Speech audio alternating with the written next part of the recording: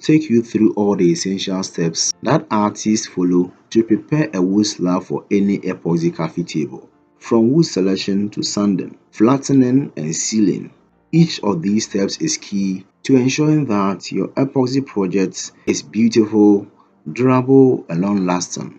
The foundation of any great epoxy project starts with how well the wood slab is prepared. Without proper preparation, you might run into issues like air bubbles, poor adhesion, or even structural weakness in the table over time. Let's jump right in. Before an artist starts any preparation, the very first thing they do is to choose the right wood slab. The type of wood they select will play a big role in both the aesthetic and structural integrity of their epoxy cafe table. When it comes to wood types, artists lean towards hardwoods like walnut, maple, and oak for epoxy projects. These woods have beautiful grain patterns and pair well with resin, offering durability and visual appeal. However, for some projects, softer woods like pine or cedar can also work, but they require extra care during the preparation process to avoid dents or excessive absorption of the epoxy. Live air slabs are a popular choice for epoxy coffee tables because they preserve the natural raw edges of the wood. This adds a rustic and organic element to the table, creating a striking contrast with the smooth epoxy surface. Once an artist has chosen the type of wood, they carefully inspect the slab for imperfections. Natural wood slabs often have cracks, knots, or voids that need attention before you can pour the epoxy. Some imperfections, like small cracks or knots, can add character to your table, while larger defects may need to be filled with epoxy during the preparation phase. One of the most critical steps in preparing any wood slab for epoxy is ensuring it's properly dried. If your slab contains too much moisture, it can cause all sorts of issues like warping, shrinking, or even causing the epoxy to not bond properly. The moisture content of the wood should ideally be between 8 to 12%. To ensure the slab is dried enough, artists always use a moisture meter to measure the moisture level within the slab. Too much moisture can lead to structural problems down the line as the wood continues to dry and shift after the epoxy is poured. If the wood isn't dried enough, there are two ways to dry it: air drying or kiln drying. Air drying is the natural method where you leave the wood to dry out over months or even years. Kiln drying, on the other hand, is a much faster option where the wood is dried in a controlled environment. Most artists prefer kiln drying slabs because they are stable and ready to use. But if you are using air dried wood, make sure to give it plenty of time to reach the proper moisture content before proceeding. After drying, the next step is to flatten the wood slab. A flat surface is essential to ensure the epoxy spreads evenly and doesn't pull in low spots. To flatten the slab, artists usually use a router sled or a planer. For larger slabs, a router sled is often the best option because it allows you to pass the router over the entire surface, removing high spots and creating a level surface. This is a bit of time-consuming process, but it ensures that your epoxy pour will be even and smooth. Once the slab is flattened, artists sand the surface to remove any raw spots left by the router or planer.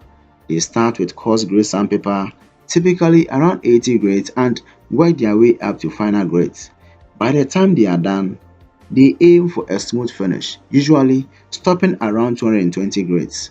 The goal is to smooth out the surface without making it too polished, as this could prevent proper adhesion of the epoxy. Natural wood slabs often come with imperfections like cracks, voids, or knots, which need to be addressed before pouring epoxy. These imperfections can either add to the table's character or, if too large, they need to be stabilized to ensure the table's structural integrity. Before filling any cracks or voids, the artist makes sure to clean them thoroughly. They may use compressed air or a small brush to remove any debris, dust, or loose fibers from inside the voids. This ensures that the epoxy will bond directly to the wood. For larger cracks or voids, most artists like to do a pre-fill before the main epoxy pour. This involves mixing a small batch of epoxy and carefully filling in the voids and cracks. Sometimes they will even add a bit of metallic pigment or color to the pre-filled epoxy to highlight these areas and turn what might be seen as a flaw into a unique design element. Once the pre-filled epoxy has cured, they sand the surface again to make sure everything is smooth and flush with the rest of the slab. Before applying the main epoxy layer, it's essential to seal the wood slab. This step is critical because it prevents the wood from releasing air into the epoxy during the pour, which could cause bubbles to form. The seal coat is a thin layer of epoxy that they apply over the entire surface of the wood. They may use a foam brush or a plastic spreader to make sure the epoxy is applied evenly. The goal is to allow the wood to absorb a small amount of epoxy, which seals off any open pores in the wood. These steps help prevent air from escaping and causing bubbles in the final pour. After applying the seal coat, they let it cure for 4 to 6 hours. The epoxy should be tacky to the touch, but not fully cured. This tackiness ensures that the next layer of epoxy will bond well to the wood. Once the seal coat has cured, artists lightly sand the surface with fine grade sandpaper around 220 grades. This step is crucial because it rough up the surface just enough for the next layer of epoxy to grip onto. Without this light sanding, the epoxy might not bond as well to the wood. After sanding, they make sure to clean the surface thoroughly. Artists may use a vacuum or a tack cloth to remove any dust or particles. It's essential that the slab is completely clean and free of debris before moving on to the epoxy pour, as any dust left behind could cloud the epoxy or cause imperfections in the final finish. Before they get ready to pour the epoxy, they tape off the edges of the slab to ensure clean lines and prevent the epoxy from dripping over the sides during the pour. Artists use painter's tape to cover the edges and bottom of the slab.